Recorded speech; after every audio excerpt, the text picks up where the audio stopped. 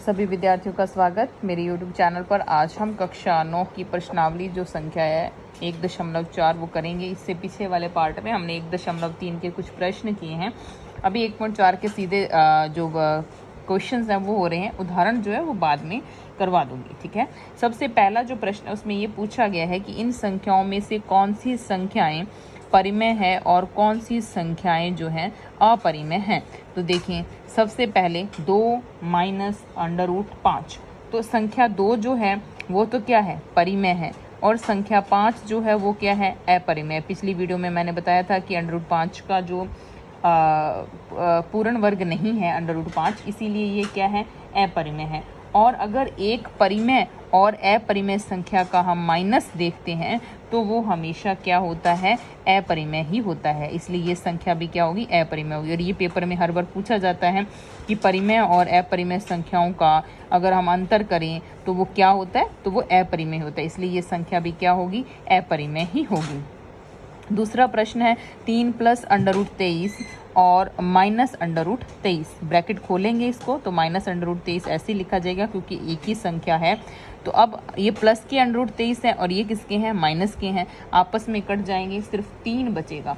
तो 3 बच गया, तो 3 कैसी संख्या है, परिमेय संख्या है।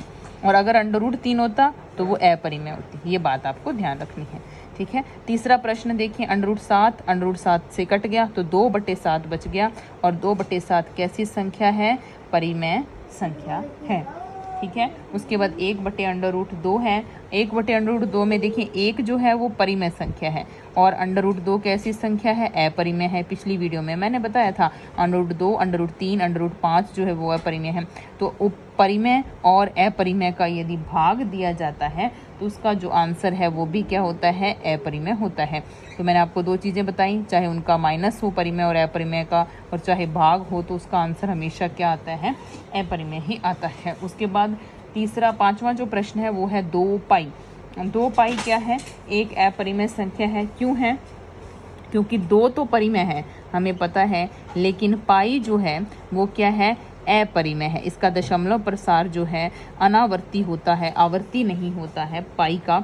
तो परिमेय और अपरिमेय का ये क्या है, गुणा है। 2 संख्याओं का क्या हो रहा है, गुणा हो रहा है। और परिमेय और अपरिमेय का यहाँ गुणा होता है तो उसका उत्तर भी एक अपरिमेय संख्या ही आता है। तो ये बातें आपको ध्यान रखनी है। परिमेय अपरिमेय का गुणा भी अपरिमेय आता है, भाग भी अपरिमेय आता है, और माइनस भी जो है वो भी अपरिमेय आता है। उसके बाद दूसरा जो प्रश्न है उसमें प्रश्न है निम्नलिखित व्यंजकों में से प्रत्येक व्यंजक को आपको सरल करना है इसको। तो अब देखो ये बिल्कुल आसान है, लेकिन कई बच्चों को क्या है, नॉलेज नहीं होती बीजगणित की अच्छे से, तो उनको समझ नहीं आता, इसको समझने में समय लगता है।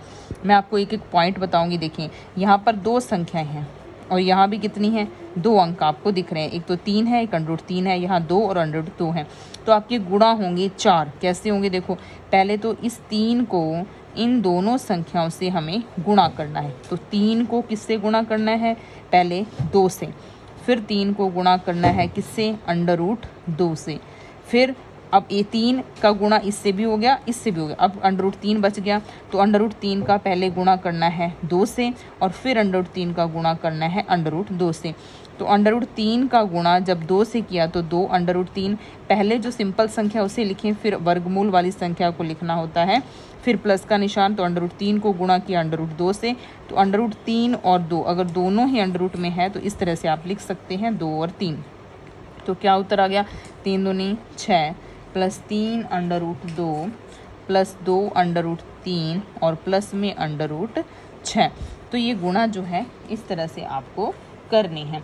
उसके बाद इसका जो दूसरा प्रश्न है, दूसरे प्रश्न में इसी का दूसरा है व्यंजकों को सरल कीजिए। उसमें ये पूछा है 3 + √3 और 3 - √3। तो आप इसको एक और तरीके से भी हल कर सकते हैं अगर गुणा नहीं करें। एक फॉर्मूला है बीजगणितीय, a + b और a - b। तो इसका उत्तर आता है a² - b²। पहली संख्या का स्क्वायर माइनस दूसरी संख्या का स्क्वायर। तो इसमें देखिए पहली संख्या क्या है, 3 है, और दूसरी संख्या क्या है, √3 है। तो पहले 3 का क्या करेंगे, स्क्वायर, माइनस √3 का स्क्वायर करेंगे। तो 3 का स्क्वायर कितना होता है, 9। स्क्वायर का मतलब 3 को कितनी बार लिखना है, गुणा के रूप में 2 बार लिखना है। तो 3 तिया कितना हो गया 9, और √3 का स्क्वायर है। अंडर रूट का मतलब होता है आधी पावर, घात। वर्गमूल का मतलब कितनी घात होता है, आधी घात, और इसी के ऊपर 2 घात लगी हुई हैं, तो इस घात से ये वाली घात क्या हो जाती है, कैंसिल हो जाती है। तो यहाँ सिर्फ क्या बच जाएगा, 3 बच जाएगा, और 9 में से 3 माइनस करेंगे तो कितना उत्तर आ जाएगा, 6 उत्तर आ जाएगा। ठीक है, उसके बाद इसका जो तीसरा और चौथा प्रश्न है वो आपको स्वयं जो है वो करके देखने हैं।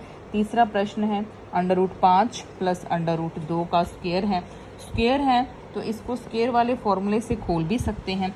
एक तरीका तो ये है कि a + b का होल स्क्वायर आप ओपन कर दीजिए, और उसको ओपन करने पर ये लिखना है, a का मतलब √5, b का मतलब √2।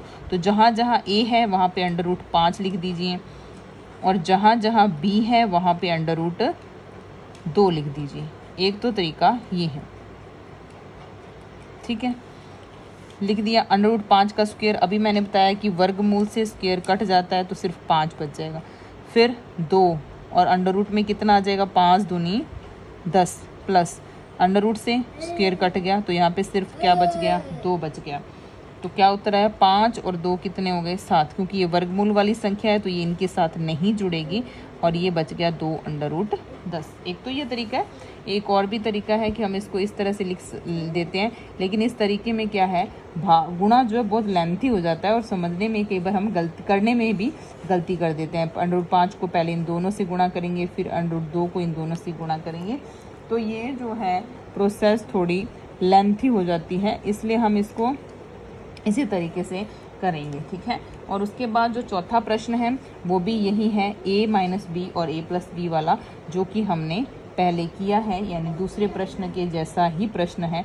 तो इसको आप सभी ट्राई कर लें, अगर नहीं हो तो आप कमेंट बॉक्स में बोल सकते हैं।